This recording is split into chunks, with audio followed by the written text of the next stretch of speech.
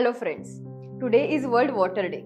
The day observed on 22nd March every year since 1993 inspires global community to tackle the global water crisis. A core focus of World Water Day is to support Sustainable Development Goal 6, which is clean water and sanitation for all by 2030. The theme of this year's Water Day is glaciers preservation. We all know that UN has declared 2025 as the International Year of Glaciers Preservation. So, on this occasion, let's talk about glaciers which store around 70% of the world's freshwater resources.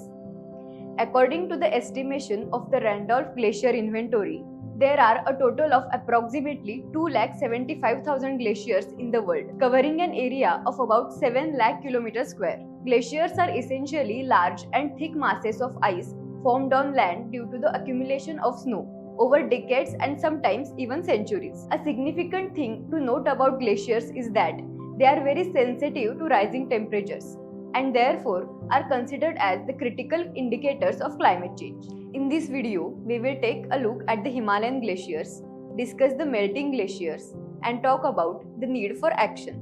The Hindu Kush Himalaya is referred as the third pole of the world, as the region has largest concentration of snow and glaciers outside the polar regions.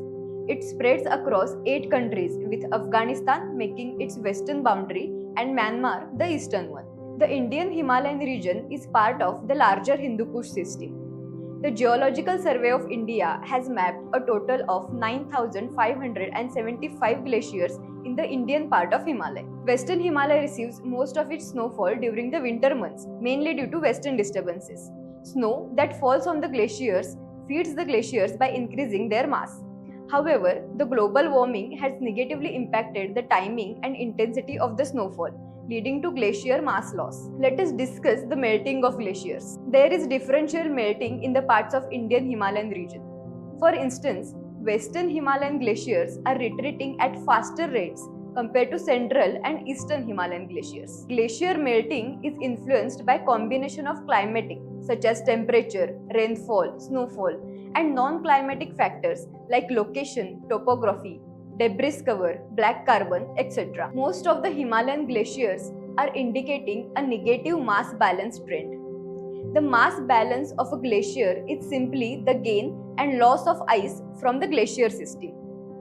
It is considered as the health of a glacier. Glaciers losing more mass than they receive will be in negative mass balance, and so they will recede.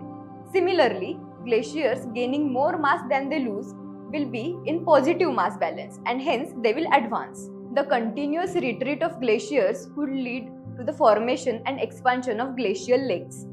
These lakes will pose serious risks to downstream communities and infrastructure through glacial lake outburst floods. For instance, such a flood in Sikkim in October 2023 led to the collapse of the Tista 3 hydroelectric dam, killed more than 100 people and affected thousands of others. According to the State of the Climate Asia 2023 report, it was one of the worst climate-related disasters to have occurred on the continent last year. Moreover, the Central Water Commission's report identified that glacial lakes and other water bodies across the Indian Himalayan region saw a 10.81% growth from 2011 to 2024.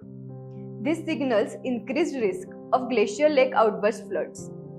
The report also finds that the total inventory area of glacial lakes within India was 1,962 hectares during 2011, which has increased to 2,623 hectares during the year 2024.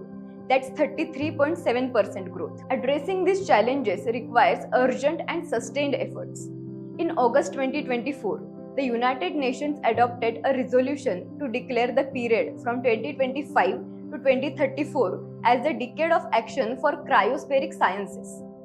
This initiative seeks to promote global cooperation and advanced research in cryosphere monitoring. Cryosphere monitoring involves tracking changes in Earth's frozen regions such as snow, ice, or permafrost, using both in situ and remote sensing techniques to understand climate change impacts and improve forecasting, especially for water resources and hazards. At the national level, the Indian government has launched the National Mission for Sustaining the Himalayan Ecosystem under National Action Plan on Climate Change. It focuses on understanding the impacts of climate change on the Himalayan ecosystem. However, considering the pace of global warming and climate change, there is a need for focused, dedicated policies and financial investments to facilitate the establishment of more accurate automatic stations and continuous field-based glacier monitoring in Indian Himalayan region. Friends, glaciers contain crucial sources of information about our past climate and environmental history.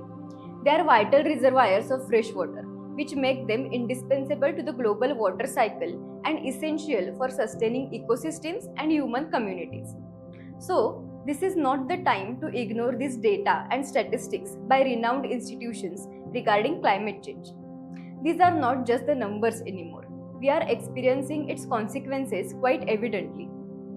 Isn't it the high time for leaders and policymakers of the world to focus their cerebral and financial energy to make actual changes on ground and not just announce numerous targets in various environmental conventions and summits? What do you think? Tell us in the comments. Thank you.